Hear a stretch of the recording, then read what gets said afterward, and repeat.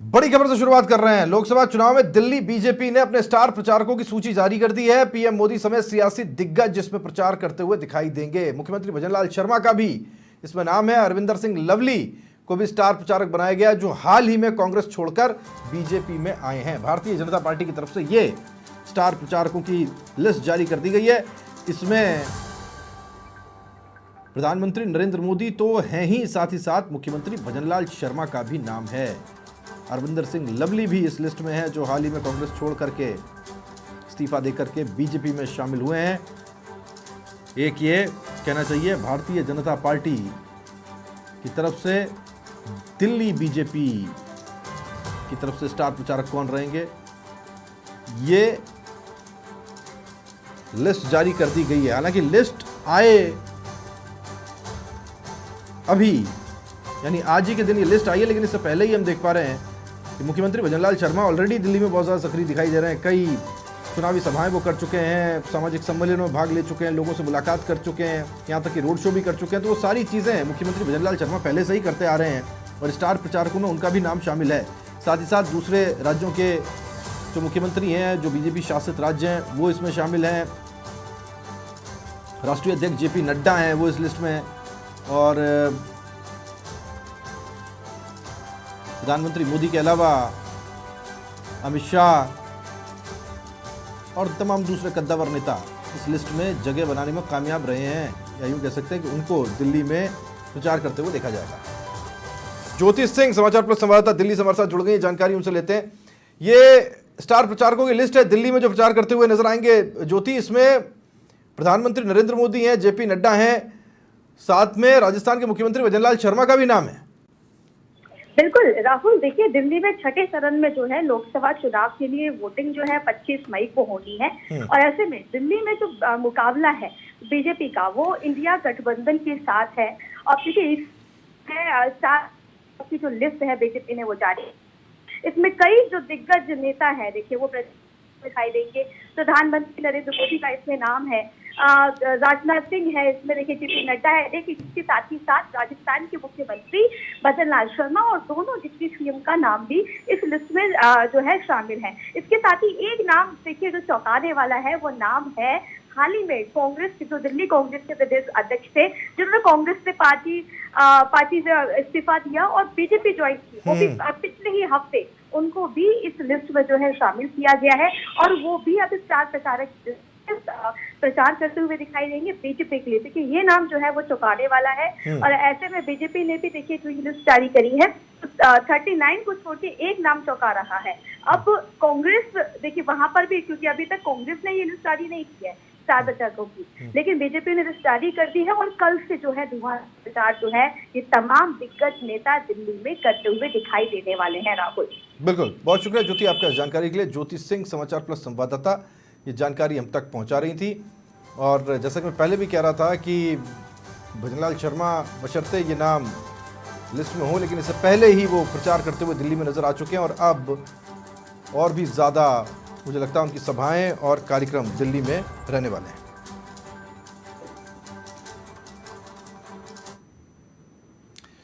वहीं सीएम भजनलाल शर्मा लगातार बीजेपी के लिए प्रचार अभियान में जुटे हुए हैं। पश्चिम बंगाल, झारखंड, दिल्ली और गुजरात में प्रचार वो कर चुके हैं। सीएम भजनलाल को अब नया टास्क मिला है दक्षिण विजय का, और अब वो तेलंगाना में बीजेपी के पक्ष में प्रचार करते दिखाई देंगे।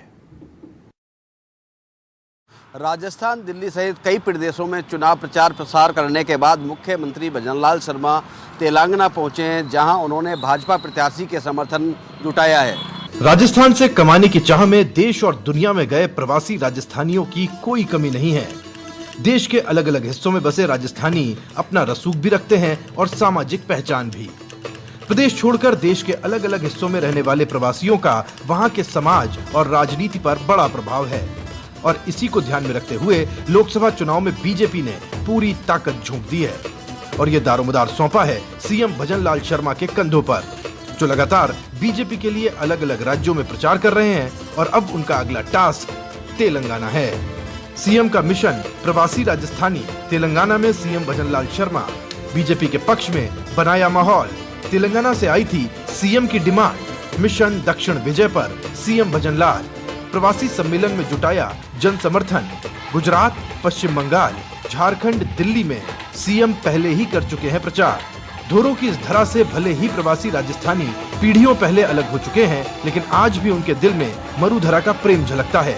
तेलंगाना में अलग अलग सेक्टर में पहचान बना चुके नामचीन प्रवासी राजस्थानियों से सीएम भजनलाल शर्मा ने मुलाकात की और बीजेपी के मिशन दक्षिण विजय को पूरा करने में अपनी भूमिका निभाई। प्रवासी राजस्थानियों के सम्मेलन में शिरकत करके भाजपा प्रत्याशी के समर्थन जुटाया है। साथ ही प्रवासी राजस्थानियों ने भी मुख्यमंत्री भजनलाल शर्मा के साथ आत्मीयता से जुड़े हैं। बहरहाल देखने वाली बात ये होगी कि ये आत्मीयता कितनी वोटों में कन्वर्ट हो पाती है। वीडियो जर्नलिस्ट भूपेंद्र के साथ मनोज शर्मा, समाचार प्लस न्यूज, जयपुर। वहीं लोकसभा चुनाव के परिणाम के बाद में सत्ता और संगठन में फेरबदल देखने को मिल सकता है। हम बात कर रहे हैं बीजेपी की।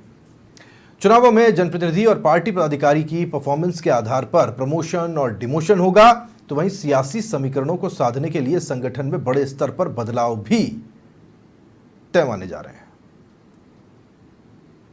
लोकसभा चुनाव 2024 का रण। चुनाव के बाद बीजेपी संगठन में होगा बदलाव, संगठन में होगा फेरबदल, नए लोगों को संगठन में मिलेगा मौका, जातीय समीकरणों को साधने की होगी कवायद, वरिष्ठ कार्यकर्ताओं को मिलेगी बोर्ड निगम में जिम्मेदारी, तो युवा कार्यकर्ताओं को मिलेगा संगठन में काम। लोकसभा चुनावों के बाद राजस्थान की सत्ता और संगठन में फेरबदल देखने को मिल सकता है। लोकसभा चुनाव में इस बार राजस्थान में जातीय समीकरण का बोलबाला है। तमाम समीकरणों को साधने के लिए बीजेपी संगठन में बड़े स्तर पर बदलाव की तैयारी की जा रही है। दरअसल मरुधरा में सरकार बनते ही बीजेपी ने भजनलाल शर्मा को मुख्यमंत्री बनाया, तो संगठन के मुखिया सीपी जोशी हैं। दोनों एक ही वर्ग से आते हैं। ऐसे में संगठन की कमान किसी और को सौंपी जाएगी। किसी ऐसे चेहरे पर दांव खेलने से पहले सीपी जोशी को केंद्र में कोई बड़ी जिम्मेदारी दी जा सकती है। बीजेपी का फिलहाल मिशन 400 पर फोकस है, लेकिन आगामी दिनों में प्रदेश भाजपा में संगठन और सत्ता में बड़ा फेरबदल देखने को मिलेगा। सत्ता में कुछ पदों पर मंत्रिमंडल सहित बोर्ड और निगमों में कई फेरबदल देखने को मिलेगा, तो वहीं संगठन में बड़े स्तर पर बदलाव तय माना जा रहा है।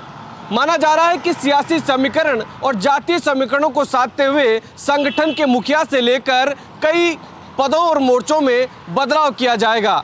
सीपी जोशी का यूं तो अध्यक्ष कार्यकाल का महज 1 साल पूरा हुआ है, लेकिन एक ही वर्ग से सत्ता और संगठन के मुखिया आते हैं। ऐसे में सीपी जोशी को केंद्र में कोई बड़ा इनाम दिया जाएगा तो संगठन की कमान किसी और को सौंपी जाएगी।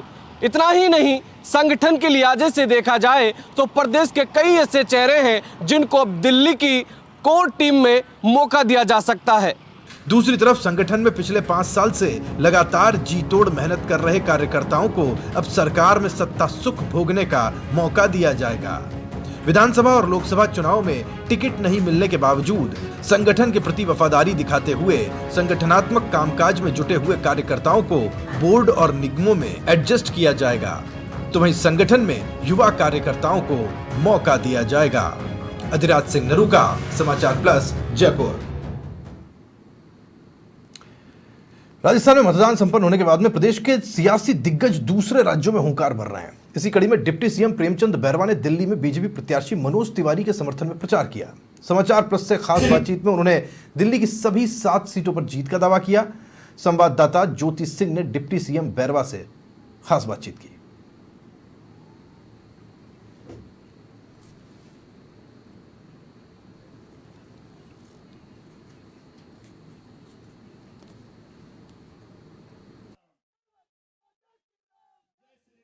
हमारे साथ यहाँ पर राजस्थान के उप मुख्यमंत्री प्रेमचंद बैरवा यहाँ पर पहुंचे हुए हैं। सर, दिल्ली में प्रचार के लिए आप पहुंचे हुए हैं, क्या लगता है, कैसा माहौल है?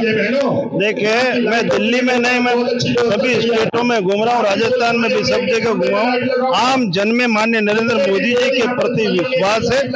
उनका विजन और उनका सपना साकार करने के लिए उनके नेतृत्व में भारत को तीसरी बार प्रधानमंत्री माननीय नरेंद्र मोदी जी को पसंद कर रहे हैं। निश्चित रूप से आम जन का विश्वास है कि हमारे ऐसे भारत को विकसित बनाने का सपना साकार करेंगे तो नरेंद्र मोदी जी करेंगे, क्योंकि जिस तरह से माननीय नरेंद्र मोदी जी जन कल्याणकारी योजनाएं चालू करके जो अंतिम छोर पे व्यक्ति बैठा उसको समाज की मुख्य धारा में लाने का काम, जिस तरह से हमारे इन 10 साल के कार्यकाल में उन्होंने इस देश का मान और सम्मान विश्व में बढ़ाने का काम किया, ऐसे कठोर निर्णय लेकर और इस हिंदुस्तान के लिए ऐसे कार्य किए हैं जिनका हमारी पीढ़ियां इंतजार कर रही थी। इसलिए आम जन में जन भावना माननीय नरेंद्र मोदी जी और भारतीय जनता पार्टी के पक्ष में निश्चित रूप 400 पार होगी और दिल्ली में 7 की 7 सीट आखिरी सवाल कन्हैया कुमार यहाँ से ताल ठोक रहे हैं, कह रहे हैं कि कांग्रेस का खाता ऐसा है, किसी का आपने देखा होगा कोई आदमी कोई पार्टियां, और जब कांग्रेस अपने आप को 70 साल से चली आ रही थी लेकिन वो भी आज उनके प्रत्याशी नहीं मिल रहे, लेकिन कोई किसी जाति विशेष को लेकर या किसी को गुमराह कर कोई आदमी चुनाव लड़ना चाहता है, ये अधिकार है सबका, लेकिन जो विजन और सोच के साथ चलेगी वो आगे बढ़ेंगे। हमसे बातचीत करने के लिए तो ये थे मेरे साथ राजस्थान के डिप्टी सीएम प्रेमचंद बैरवा, ज्योति सिंह, समाचार प्लस।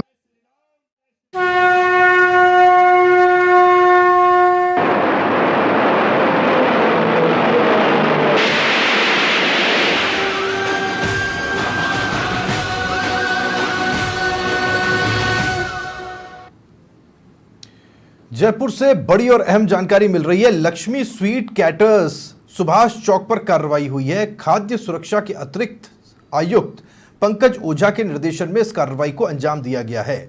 खाद्य सुरक्षा अधिकारी लोकेश शर्मा द्वारा निरीक्षण करने पर यहां भारी गंदगी मिली, चूहे मिले, कॉकरोच मिले, खाद्य सामानों में घूमते हुए कई बीमार करने वाली चीजों को देखा गया। मौके पर बंगाली मिठाई और चौला दाल के सैंपल लिए गए। दूषित और पुराने घेवर मिले, पुराने लड्डू मिले। 45 किलो मिठाई को मौके पर ही नष्ट किया गया। कीड़े लगी हुई लगभग 40 किलो दाल मिली, कीड़े लगी हुई। सफाई रखने के लिए सख्त निर्देश दिए गए हैं और इन मिठाइयों को कुछ ऐसे पैकेज करके बेचा जाता है जैसे बिल्कुल चमचमाती, चकचकाती नई की नई मिठाई हो। चूहे घूम रहे हैं, देखिए दाल में, पूरा ऐसा लगता है दाल के अंदर मूसकों का परिवार हो। ये सैंपल्स लिए गए हैं, उम्मीद की जानी चाहिए इन सैंपल्स के नतीजे भी आएंगे। कॉकरोच देखिएगा, ये अटखेलियां कर रहा है। कीड़े लगी हुई दाल और ये घेवर जो ये आपको खिलाना चाह रहे थे वो कचरे के डब्बे में जा रहे हैं क्योंकि वही उसकी सही जगह है। इस कार्रवाई को अंजाम दिया गया खाद्य सुरक्षा के अतिरिक्त आयुक्त पंकज ओझा के निर्देशन में। खाद्य सुरक्षा अधिकारी लोकेश शर्मा पहुंचे और निरीक्षण किया, और जब निरीक्षण किया, ये देखिएगा बाहर से आपको एकदम चमचमाती साफ सुथरी ये दुकान दिखाई देगी, और जब आप अंदर जाएंगे तो अंदर का माहौल देखकर आप समझ भी नहीं पाएंगे कि हो क्या रहा। अब ये जो दाल है ये कबूतर खाएंगे, अब खाएंगे भी कि नहीं खाएंगे क्योंकि इसमें तो कीड़े लगे हुए हैं, शायद वो भी रिजेक्ट कर दें, लेकिन ये आपको बेची जा रही थी। ये बड़ी खबर आ रही है जयपुर से, जहां इस गंदगी को देखने के बाद आपके होश उड़ जाएंगे, और अगर आप कमजोर दिल के हैं तो हो सकता है कि आपको उबकाई भी आ जाए। सतवीर सिंह समाचार प्लस संवाददाता हमारे साथ जुड़ गए, जानकारी उनसे लेते हैं। सतवीर, इसे देखने के बाद मेरा तो मिठाइयों से मन उचट गया है। जी देखिए, बिल्कुल इस तरीके से जो लगातार जो शिकायतें मिलती है और उसके बाद में ये जो गंदगी का आगम देखने को मिलता है, तो आपका ही नहीं सभी का जो मिठाई से पूरी तरीके से मन है वो दूरी बनाने लग जाएगा। और जिस तरीके से जो शिकायतें मिलती है उसके बाद में कार्रवाई को अंजाम दिया जाता है। और एक सोशल मीडिया के ऊपर एक वीडियो वायरल हुआ था जिसमें इस तरह की जो गंदगी है वो देखने को मिली थी, जिसके बाद में ये वीडियो खाद्य सुरक्षा विभाग के पास में पहुंचा था, और उसके बाद में इस कार्रवाई को यहाँ पर जो अंजाम है वो यहाँ पर दिया गया है। लक्ष्मी स्वीट जो केटर्स है बात चौक पर है, वहां पर ये खाद्य सुरक्षा के जो अतिरिक्त आयुक्त हैं पंकज ओझा के निर्देशन में इस कार्रवाई को पूरी तरीके से जो अंजाम है वो यहाँ पर दिया गया। और जब वहां पर अधिकारी पहुंचे तो वहां का जो माहौल देखकर साफ तौर पर वो खुद हैरान यहाँ पर रह गए थे। चूहे और कॉकरोच का खाद्य सामग्रियों पर जो घूम रहे थे और उसके बाद में गंदगी यहाँ पर फैलाती हुई नजर आ रही थी। तो इसके बाद में उन्होंने तुरंत यहाँ पर जो कार्रवाई को यहाँ पर अंजाम दिया था, और मौके पर ही बंगाली मिठाई है, इसके साथ ही जो दाल है जिसके सैंपल है वो यहाँ पर लिए हैं, और खास तौर पर दूषित व पुराने घेवर और पुराने जो लड्डू थे, इसके साथ ही 45 किलो की जो दूसरी जो मिठाई है उसको भी यहाँ पर जो नष्ट है वो यहाँ पर करवाया गया है। लेकिन माना जा सकता है कि लगातार जो बेहतर जो स्वास्थ्य देने की बात या सेहत की बात को लेकर लगातार विभाग की ओर से जो संदेश दिया जाता है, लेकिन इसके बावजूद भी इस तरह की जो सामान देखने को मिलते हैं, तो कहीं ना कहीं सोचने वाली बात है कि आखिर क्यों लोगों की सेहत के साथ में जो खिलवाड़ है वो यहाँ पर किया जाता है। और इसी को लेकर जो पूरा जो यहाँ पर जो सामान था जिसको नष्ट यहाँ पर करवा दिया गया है और विभाग के अधिकारी अब पूरी तरीके से मामले की जांच कर रहे हैं। बिल्कुल सतवीर, बहुत शुक्रिया आपका जानकारी के लिए। सतवीर सिंह राठौड़, समाचार प्लस संवाददाता, जानकारी हम तक पहुंचा रहे थे। बड़ी कार्रवाई है, अच्छी कार्रवाई है, सतत चलती रहनी चाहिए और ऐसी दुकानों का पर्दाफाश होना चाहिए जहां पर इस गंदगी में मिठाइयां बनाई जा रही हों और जो सैंपल्स लिए गए हैं उसके रिजल्ट्स भी जल्द से जल्द जारी होने चाहिए, सामने आने चाहिए, ताकि पता चल पाए कि कितनी गंदगी थी वो लिखा पढ़ी में।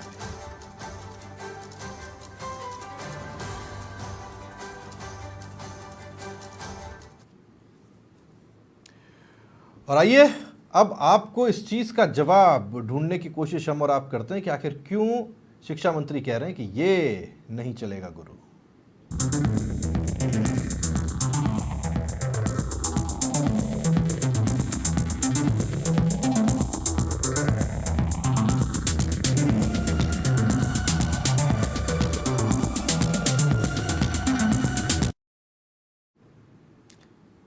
स्कूल में ड्यूटी आवर्स में शिक्षक अब मोबाइल फोन इस्तेमाल नहीं कर पाएंगे। यही नहीं, अगर स्कूल समय में भैरू जी बालाजी की पूजा करने या फिर नमाज पढ़ने के नाम पर शिक्षक बिना बताए विद्यालय परिसर छोड़ता है तो उसके खिलाफ निलंबन और बर्खास्त करने तक की कार्रवाई की जा सकती है। ये कहना है शिक्षा मंत्री मदन दिलावर का। शिक्षा में गुणवत्ता के लिए कतई कोई कोताही बर्दाश्त नहीं की जाएगी।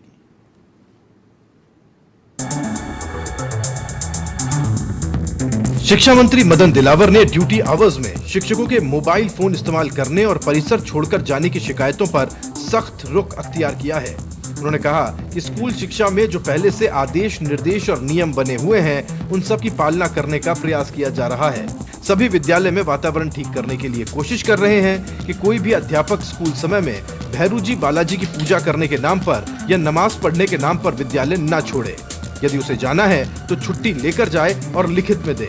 बाकायदा रजिस्टर में दर्ज होगा कि शिक्षक छुट्टी लेकर गए हैं, अन्यथा बिना सूचना के अगर कोई अध्यापक जाएगा तो उसके खिलाफ कार्रवाई की जाएगी। शिक्षा मंत्री ने चेताया कि ऐसे अध्यापकों पर निलंबन से लेकर बर्खास्त करने तक की कार्रवाई की जा सकती है। दूसरा, हमने मोबाइल एक बीमारी सा हो गया है। विद्यालय में कई अध्यापकगण, चाहे वो महिला या पुरुष है, तो शेयर मार्केट देखते रहते हैं, पता नहीं कौन सी चित्र देखते रहते हैं, लगभग उसमें उलझे रहते हैं। तो हमने कहा कि कोई भी अब विद्यालय के अंदर मोबाइल लेकर के नहीं जाएगा। यदि जाता है, गलती से आ भी जाता है उसके बाद, तो प्रिंसिपल की रेख में रखेगा। वहीं उन्होंने मोबाइल को एक बीमारी बताते हुए कहा कि विद्यालय में कई अध्यापक मोबाइल में शेयर मार्केट और सोशल मीडिया देखते रहते हैं और उसी में उलझे रहते हैं। ऐसे में यह निर्देशित किया गया है कि कोई भी शिक्षक अब विद्यालय के अंदर मोबाइल लेकर नहीं जाएगा। यदि किसी शिक्षक का गलती से मोबाइल आ भी जाता है तो वो प्रिंसिपल के पास जमा करवाएगा।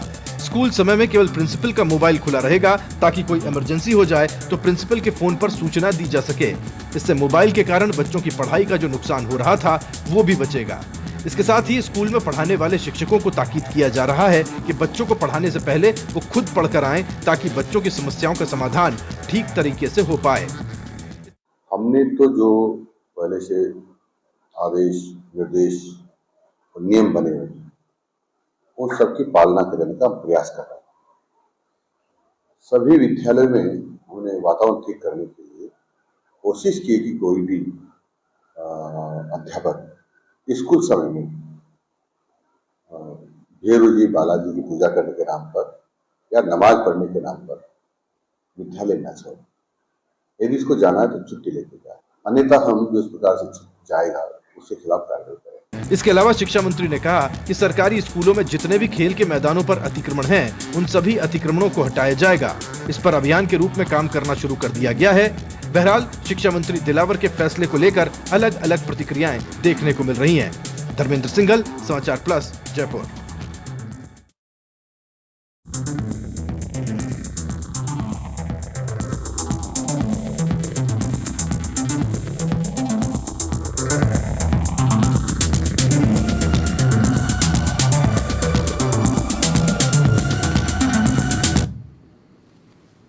और इस वक्त एक बड़ी खबर मिल रही है हमें, बाड़मेर के एक बूथ पर पुनर्मतदान होगा। 8 मई को यह मतदान होगा, सुबह 7 बजे से शाम 5 बजे तक होगा।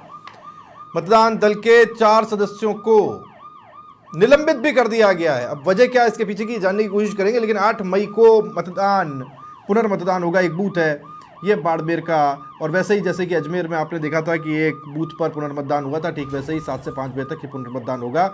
क्या गड़बड़ हुई, क्या गलती हुई, क्या इरादतन गलती हुई या कुछ ऐसा हुआ जिस पर की कार्रवाई सुनिश्चित की जानी जरूरी थी, तो मतदान दल के 4 सदस्यों को निलंबित भी किया गया है। क्या हुआ था ये भी समझना जरूरी है और जिसके बारे में जानकारी जल्दी हमारे पास होगी। लेकिन 7 से 5 बजे तक मतदान होगा बाड़मेर में, जो सबसे हॉट कहना चाहिए लोकसभा क्षेत्र बना हुआ है। और उसी लोकसभा क्षेत्र में एक एक वोट की क्या कीमत है, किसी से छुपी हुई नहीं है। एक बूथ पर पुनर्मतदान यानी लगभग आप समझ लीजिए 1000 वोट के करीब या उससे थोड़े कम यहाँ पड़ते हुए दिखाई देंगे। 500-700 वोट होंगे। गौरव गौड़ समाचार पर संवाददाता जुड़ गए हमारे साथ, जानकारी उनसे लेते हैं। गौरव, क्या वजह है, फटाफट संक्षेप में बताइएगा कि पुनर्मतदान हो रहा है और ये 4 निलंबित किए गए, इसके पीछे की वजह क्या है?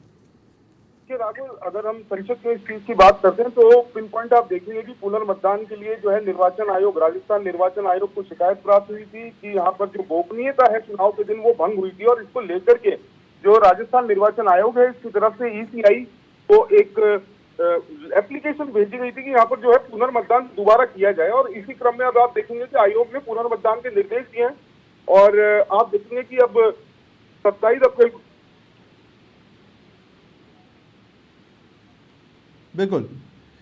चलिए, गौरव से हमारा संपर्क कटा है, उनके पास हम जानने की कोशिश करेंगे। ये इस वक्त की बड़ी खबर है, बाड़मेर के एक बूथ पर पुनर्मतदान होना बताया गया और बताया ये गया है कि वजह इसकी गोपनीयता भंग है। इस देखिए, चुनाव एक बहुत ऐसी प्रक्रिया है जहां पर कौन किसको वोट दे रहा है ये किसी को पता नहीं होना चाहिए। और मुझे जहां तक समझ में आ रहा है ये गोपनीयता भंग उसी से जुड़ी हुई है, उसी के मुतालिक है। और यही वजह है कि 4 सदस्यों को निलंबित किया गया। बाड़मेर में एक मतदान केंद्र पर पुनर्मतदान होगा।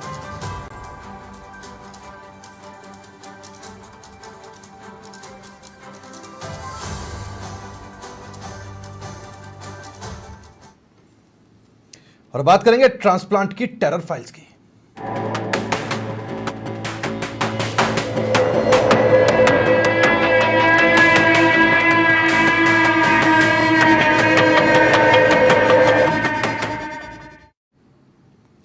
ऑर्गन ट्रांसप्लांट फर्जी एनओसी मामले को लेकर चिकित्सा महकमा सख्त नजर आ रहा है। जांच कमेटियों के गठन के साथ ही मामले में संलिप्त अस्पतालों पर भी शिकंजा कसता जा रहा है। तो चिकित्सा मंत्री ने लापरवाही की बात सामने आने के बाद में 3 अधिकारियों को इस्तीफा देने के निर्देश दिए हैं। एसएमएस अस्पताल में एसीबी की कार्रवाई के बाद फर्जी एनओसी से ऑर्गन ट्रांसप्लांट के मामले का खुलासा हुआ। जब परतें खोली गईं, तो ऑर्गन ट्रांसप्लांट में कई चौंकाने वाले खुलासे होते नजर आए, जिसके बाद खुद एसीएस चिकित्सा शुभ्रा सिंह मॉनिटरिंग कर रही हैं। इसी बीच चिकित्सा मंत्री गजेंद्र सिंह खींवसर ने मामले में सख्ती दिखाते हुए मेडिकल कॉलेज प्राचार्य डॉक्टर राजीव बगरहट्टा, एसएमएस अस्पताल अधीक्षक डॉक्टर अचल शर्मा और RUHS VC doctor Sudhir Bhandari से इस्तीफा मांगा है। नहीं, देखिए, अभी इस बारे में सरकार की तरफ से कोई आदेश ऐसा नहीं मिला है। मुझे नहीं पता कि कहाँ से ये बात है, लेकिन चूंकि सरकार जिस भी बात के लिए कहेगी और हमें मंजूर भी होना चाहिए, बिल्कुल मंजूर रहेगा। जैसे सरकार चाहेगी वैसा ही होगा। और मैं मान के चलता हूँ, मेरा एक पर्सनल बात है कि सरकार जो भी निर्णय लेती है वो जनहित के लिए लेती है और उसको सबको मानना भी चाहिए। अफसरों से इस्तीफा मांगने के बाद चर्चाओं का दौर जोरों पर है। हालांकि एसएमएस अस्पताल के अधीक्षक डॉक्टर अचल शर्मा कुछ दिन पहले ही इस्तीफा दे चुके हैं। ऐसा माना जाता है कि डॉक्टर अचल शर्मा खुददार व्यक्ति हैं और इसी वजह से उन्होंने पहले ही अपने पद से इस्तीफा दे दिया था। वहीं चिकित्सा मंत्री की ओर से इस्तीफा मांगने को भी उन्होंने गलत नहीं बताया, बल्कि अचल शर्मा का कहना है कि सरकार जो भी निर्णय लेती है वो जनहित में होता है। वहीं मेडिकल कॉलेज के प्राचार्य डॉक्टर राजीव बगरहट्टा ने मामले में कुछ भी बोलने से इनकार कर दिया। हालांकि बताया जा रहा है कि इस्तीफे की जानकारी मिलने के बाद से ही डॉक्टर राजीव बगरहट्टा ने सरकारी सुविधाएं लेना बंद कर दिया है। ऐसे में कयास लगाए जा रहे हैं कि उन्होंने भी इस्तीफा दे दिया है।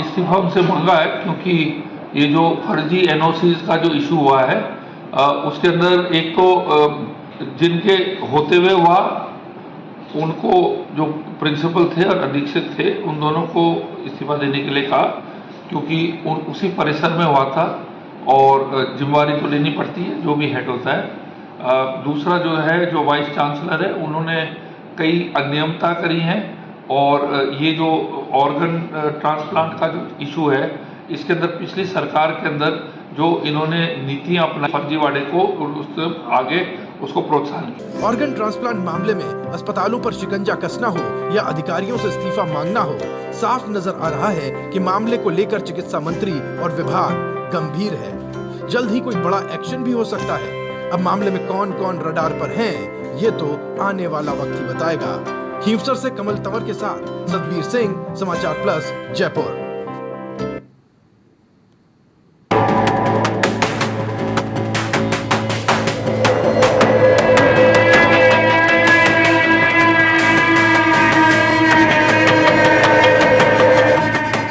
हमें ऑर्गन ट्रांसप्लांट मामले में बड़ी अपडेट मिल रही है। एसएमएस मेडिकल कॉलेज के प्राचार्य डॉक्टर राजीव बगरट्टा, अस्पताल के अधीक्षक डॉक्टर अचल शर्मा का इस्तीफा मंजूर कर लिया गया है। जांच रिपोर्ट के आधार पर इस्तीफा मंजूर किया गया है। सोटो चेयरमैन पद पर लगे हुए डॉक्टर सुधीर भंडारी को भी हटाया गया है। राज्य सरकार राजभवन अब ये पूरी जांच रिपोर्ट भिजवाएगी। ये इस वक्त की बड़ी खबर मिल रही है। और अभी हमने आपको बताया था कि ये सब कार्रवाई कभी भी हो सकती है और इस्तीफा मांग लिया गया था। सबसे पहले समाचार प्लस के माध्यम से आपने प्रदेश के चिकित्सा मंत्री गजेंद्र सिंह खींवसर को सुना था और अब जब उन्होंने पुष्टि कर दी थी कि इस्तीफा मांग ही लिया गया है, तो ये इस्तीफा जो उनकी तरफ से दिया गया था, यानी कि प्राचार्य डॉक्टर राजीव बगरट्टा और अस्पताल अधीक्षक डॉक्टर अचल शर्मा का, वो इस्तीफा मंजूर कर लिया गया। इस बीच जो सोटो के चेयरमैन है डॉक्टर सुधीर भंडारी, उनको भी हटा दिया गया है। ऑर्गन ट्रांसप्लांट के मामले में जिस तरह की परिस्थिति बनी, वो एक ऐसी परिस्थिति थी जिसमें सवाल लगातार उठते जा रहे थे और वो जो जांच का घेरा है वो बड़ा होता जा रहा था। एनओसी देने वाली कमेटी की लंबे वक्त से बैठक नहीं हुई और दूसरी तरफ धड़ल्ले से एक के बाद एक ऑर्गन ट्रांसप्लांट होते रहे।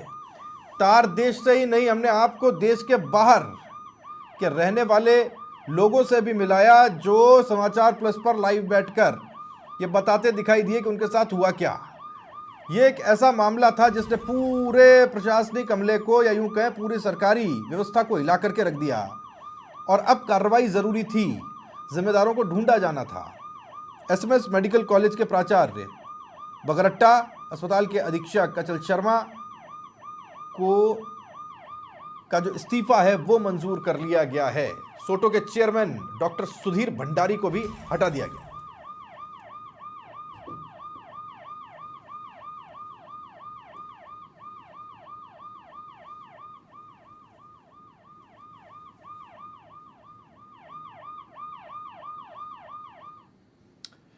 और आगे बढ़ते हुए बात करेंगे एंटी करप्शन ब्यूरो की।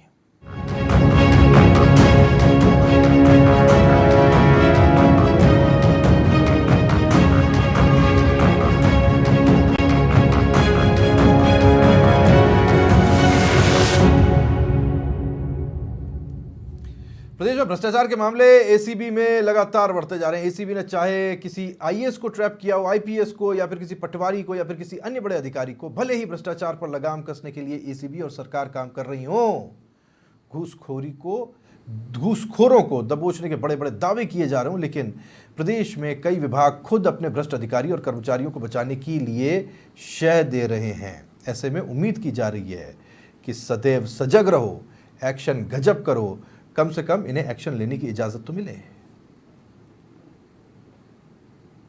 सरकारी विभागों ने कर रखा है हैरान। विभागों की हठधर्मिता के चलते अब एसीबी परेशान। आखिर रिश्वतखोरों पर कैसे लगेगी लगाम? जी हां, प्रदेश में तेजी से बढ़ते भ्रष्टाचार के मामलों को लेकर सरकार गंभीर है।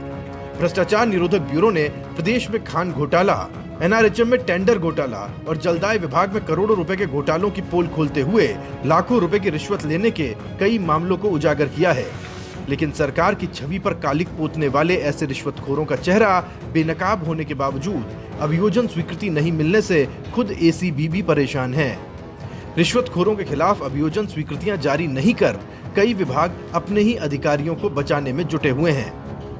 भ्रष्ट अधिकारियों और कर्मचारियों को बचा रहे अपने ही विभाग। एसीबी को है अभियोजन स्वीकृतियों का इंतजार। 55 विभागों ने लंबित रखी हैं अभियोजन स्वीकृतियां। 449 रिश्वत के मामलों में हैं अभियोजन स्वीकृतियों का इंतजार। अभियोजन स्वीकृति के मामलों को लेकर कटघरे में खड़े होने वाले आईएएस या आईपीएस, आरएएस या अन्य अधिकारियों की बात करें तो IAS Nannumal Pahadia, IAS Neeraj K Pawan, RAS Nirmal Meena, RPS Aas Mohammad, RAS Pushkar Mittal, RAS Pinki Meena, RAS Rajendra Kumar Saini, RPS Satpal Middha, RPS Sugam Chand Pawar, RAS Achleshwar Meena, RAS Rajesh Kumar Nayak, RAS Mamta Yadav, RAS Pankaj Gehlot, RAS Devi Shankar Maru, RAS Nishu Agnihotri, RAS Ramkishore Meena, RAS Bheru Lal, RAS Jitendra Kumar Jain और आरपीएस दिव्या मित्तल जैसे नाम शामिल हैं। राजस्थान सरकार में इन तमाम अधिकारियों ने पद का दुरुपयोग करते हुए रिश्वतखोरी की और सरकार की छवि पर कालिक पोत डाली। हैरानी तो देखिए, इन कारिंदों ने सरकार की किरकिरी तो कराई, लेकिन चोरी करने के साथ साथ विभाग इनके कारनामों को छुपाने के लिए सीनाजोरी भी कर रहा है। काले कारनामों के कांड में फंसे ये तमाम विभाग सरकार की प्रतिष्ठा को धूमिल कर रहे हैं। एसीबी के शिकंजे में फंसने वाले भ्रष्ट अधिकारियों और कर्मचारियों पर ये तमाम विभाग मेहरबान नजर आ रहे हैं। रंगे हाथों रिश्वत का मामला हो या अपने पद के दुरुपयोग का, एसीबी में फंसने के बाद विभाग बचाव में लग जाता है। कई प्रकरणों में तो एक बार अभियोजन स्वीकृति के लिए मनाही तक आ चुकी है, लेकिन एसीबी के पास विभाग को विचार के लिए प्रकरण भेज रखे हैं। विभाग कई साल से इन भ्रष्ट अधिकारियों और कर्मचारियों को बचा रहे हैं। कुछ मामले तो साल 2012 से ही पेंडिंग चल रहे हैं, जिसके चलते अभियोजन स्वीकृतियां अटकी पड़ी हैं, जो विभाग देना नहीं चाह रहा। नतीजा ये कि भ्रष्टाचार के ये काले चेहरे चंद महीनों या साल में फिर से कुर्सी पर बैठे नजर आते हैं या फिर बच निकलते हैं। एसीबी के नए मुखिया आने के बाद अब उम्मीद जागी है कि शायद विभागों की ओर से ऐसे भ्रष्ट अधिकारियों की अभियोजन स्वीकृति मिल पाएगी। अधिकारियों से एक प्रारंभिक चर्चा हुई है। प्रारंभिक चर्चा के उपरांत डिटेल में जो भी कार्य होगा, जो भी योजनाएं हैं एसीबी की, उनके बारे में लेखा जोखा लिया जाएगा, उनके पेंडेंसी के बारे में और दूसरे जो भी विषय हैं एसीबी के कार्यक्षेत्र में, उनकी प्रगति के बारे में और किस तरह से काम को गति दी जाए, किस तरह से काम में और सुधार किया जाए, क्योंकि निश्चित रूप से जो भी कर्मचारी अधिकारी एसीबी में हैं, उन्होंने पूर्व में बहुत अच्छा काम किया है और उसको और हम लोग आगे बढ़ाने का प्रयास करेंगे। और जो भी कार्य में सुधार की बात होगी, वो सभी टीम वर्क के भावना से उसको सभी का इनपुट लेके सरकार के नीति और निर्देशों के अनुसार कार्य करने का प्रयास करेंगे। इतना ही नहीं, खुद कार्मिक विभाग ने भी भ्रष्ट अधिकारियों को बचाने के लिए अभियोजन स्वीकृतियों को रोक रखा है, जिसके चलते एसीबी में लंबित मामलों की संख्या बढ़ने लगी है। हालांकि प्रदेश में भ्रष्टाचार निरोधक ब्यूरो की ओर से की जा रही कार्रवाइयों से भ्रष्टाचारियों में खौफ है। भजनलाल सरकार प्रदेश को भ्रष्टाचार मुक्त राजस्थान बनाना चाहती है, लेकिन सरकारी विभागों की मेहरबानी के चलते भ्रष्ट अधिकारी और कर्मचारी मौज काट रहे हैं। ऐसे में जरूरत है इन विभागों के आकाओं को एक बड़ा फैसला लेने की, जिससे इन रिश्वतखोरों को सजा मिल पाए। यादविंद्र शर्मा, समाचार प्लस, जयपुर।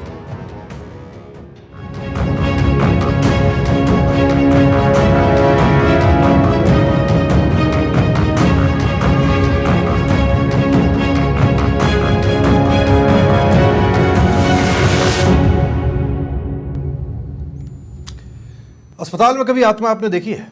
अगर नहीं देखी, हम दिखाते हैं।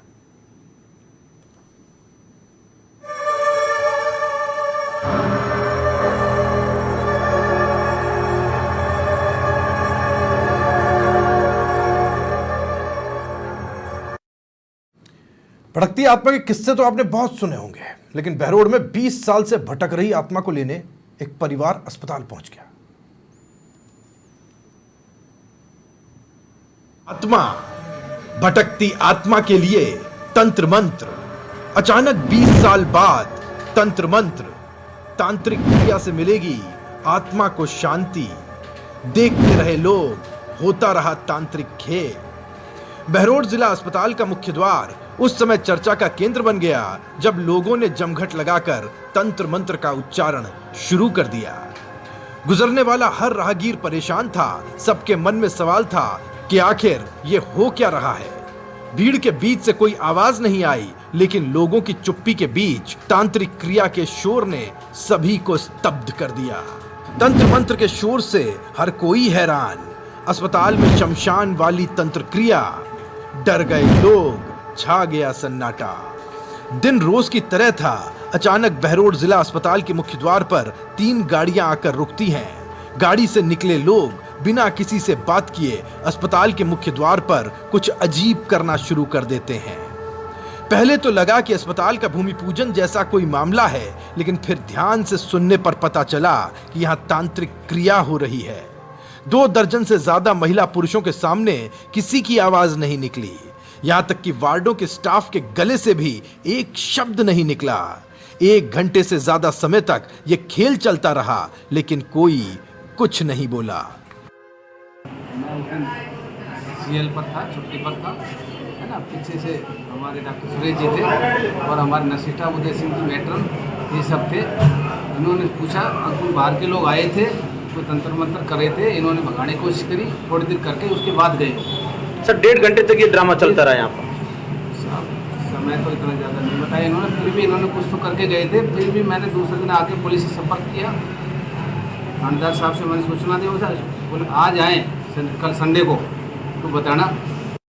दरअसल कान लगाकर किसी ने सुना तो पता चला कि ये लोग मृत युवक की भटक रही आत्मा की शांति के लिए तांत्रिक क्रिया कर रहे हैं। जानकारी में सामने आया कि भीलवाड़ा जिले के गांव के रहने वाले युवक की करीब 20 साल पहले बहरोड में सड़क दुर्घटना में मौत हो गई थी, जिसके बाद कुछ तांत्रिकों ने मृतक युवक के परिवार के सदस्यों पर उसकी आत्मा की शांति और आत्मा से छुटकारा दिलाने के लिए अस्पताल में तांत्रिक क्रिया करने की बात कही, जिस पर भीलवाड़ा जिला मुख्यालय से करीब 15 से 20 किलोमीटर दूर रहने वाले मृतक के परिजन 3 गाड़ियों में सवार होकर जिला अस्पताल बहरोड पहुंचे, जहां पर अस्पताल संचालित देखकर तांत्रिकों ने कोई तांत्रिक क्रिया नहीं की और जैसे ही अस्पताल में मरीजों और अन्य लोगों की आवाजाही ना के बराबर हो गई, उसके बाद दोपहर 2 बजे से 3 बजे तक तंत्र विद्या का यह खेल चलता रहा। अस्पताल प्रशासन ने क्यों नहीं लिया एक्शन? अंधविश्वास पर कैसे लगेगी रोक?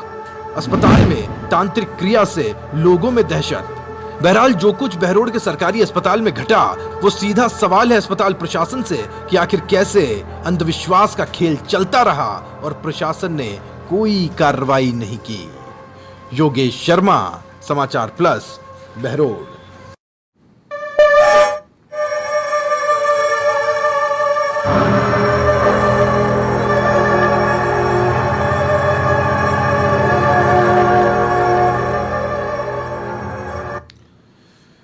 आगे बढ़ते, केंद्र सरकार की एक नई पहल से पुजारी और पुरोहितों के चेहरे खिले हुए हैं। श्रम और रोजगार मंत्रालय की ओर से जारी 15 से ज्यादा योजनाओं का पुजारी और पुरोहितों को लाभ मिल पाएगा। इसके लिए प्रदेश भर में ई श्रम कार्ड बनवाया जा रहा है।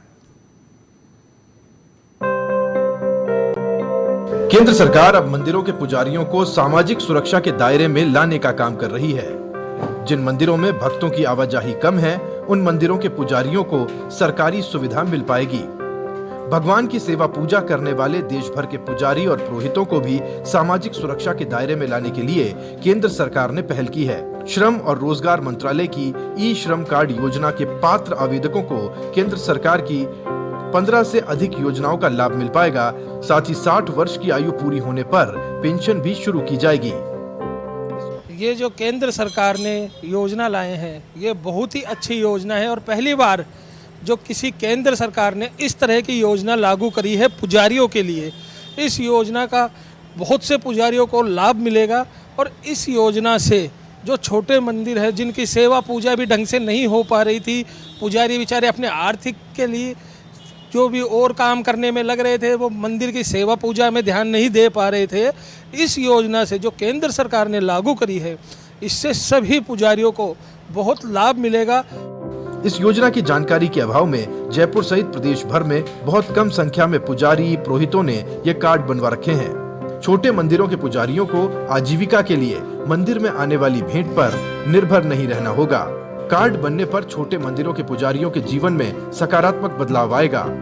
किसी भी नागरिक सेवा केंद्र और ई मित्र पर आधार कार्ड, बैंक खाता, मोबाइल नंबर से ऑनलाइन रजिस्ट्रेशन करा सकते हैं। ई श्रम कार्ड बनने पर 2 लाख रुपए का जीवन बीमा मिलेगा। इसके लिए 16 से 59 साल की उम्र के लोग ये कार्ड बनवा सकते हैं। ये जो निजी मंदिर और प्राइवेट जो मंदिर हैं जिनमें सेवा पूजा की व्यवस्था रहती है, जिनमें दर्शनार्थियों की भी आवक कम रहती है, उनका सरकार ने ये विचार किया कि यहाँ इनकी आजीविका जो है वो आजीविका किस प्रकार से इनकी चले और आजीविका के साथ साथ भगवान का भी पोशाक, श्रृंगार, सेवा पूजा किस प्रकार से निर्वाह हो। इसका करने के लिए उन्होंने एक श्रम कार्ड का योजना बनाई और श्रम कार्ड की योजना बना करके भी उसमें ये कहा कि भाई जो 60 वर्ष की आयु हो जाए, इसी प्रकार इनको भी यहाँ पेंशन के रूप इस प्रकार पेंशन की योजना भी उनके लिए बनाई गई है।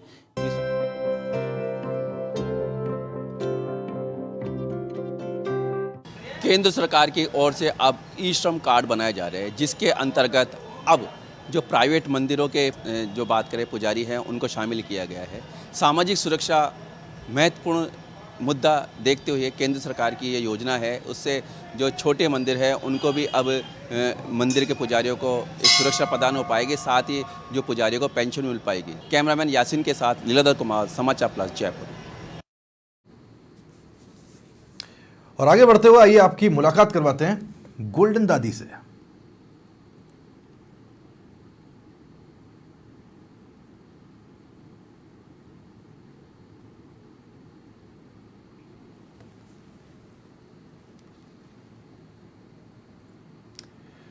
मंजिल उन्हें मिलती है जिनके सपनों में जान होती है। आपने ये कहते हुए लोगों को सुना होगा, लेकिन इस कहावत को सही साबित कर दिखाया बीकानेर की रहने वाली पाना देवी ने, जिन्होंने 92 साल की उम्र में नेशनल एथलेटिक चैंपियनशिप में 3 मेडल जीते, दुनिया भर में एक संदेश दिया।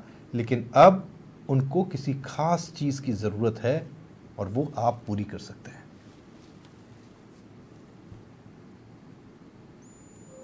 पाना देवी उम्र 92 साल, हाल ही में अपने जज्बे और हौसले से देश में सुर्खियां बटोरने वाली वो दादी, जिन्होंने साबित कर दिया कि आप किसी भी उम्र में कोई भी काम कर सकते हैं। सुनकर हैरानी होगी कि पाना देवी ने हाल ही में पुणे में आयोजित 44वीं नेशनल मास्टर एथलेटिक्स चैंपियनशिप 2024 में भाग लेकर 3 गोल्ड मेडल 100 मीटर दौड़, गोला फेंक, तस्तरी फेंक में जीते हैं।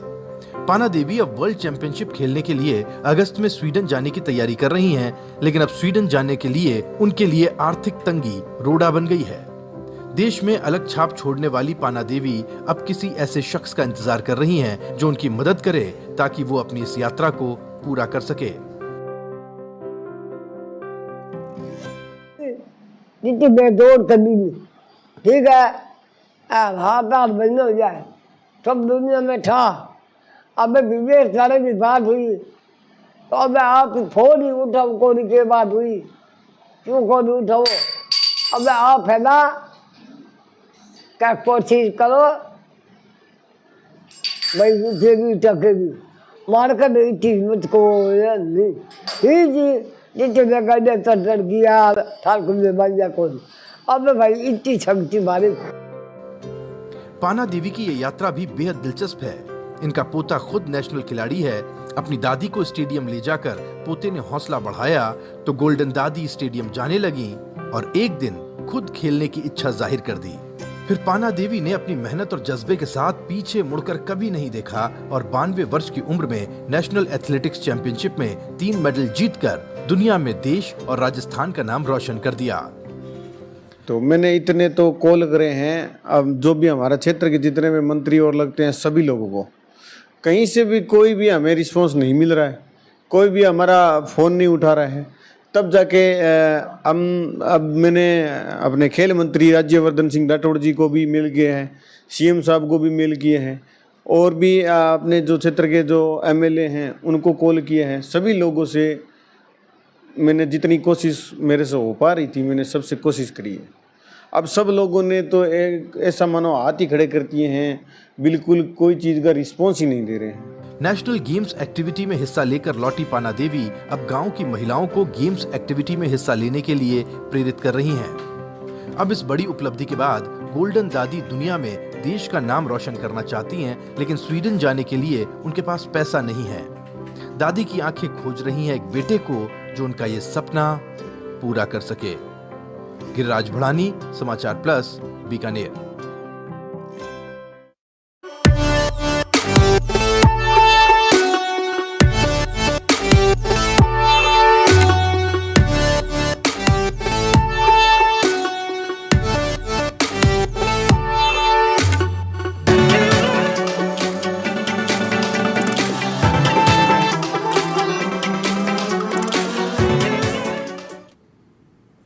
गोल्डन दादी को आपकी ज़रूरत है, लेकिन ज़रूरत कई लोगों को होती है खून की ज़रूरत।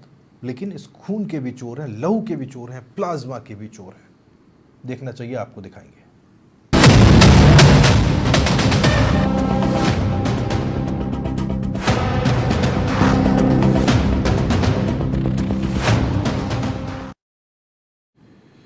जयपुर का जेके लोन हॉस्पिटल एक बार फिर से चर्चाओं में है। इस बार अस्पताल के ब्लड बैंक में प्लाज्मा चुराने का मामला सुर्खियां बटोर रहा है। अस्पताल के ही ब्लड बैंक में काम करने वाले लैब टेक्नीशियन ने चोरी की इस वारदात को अंजाम दिया।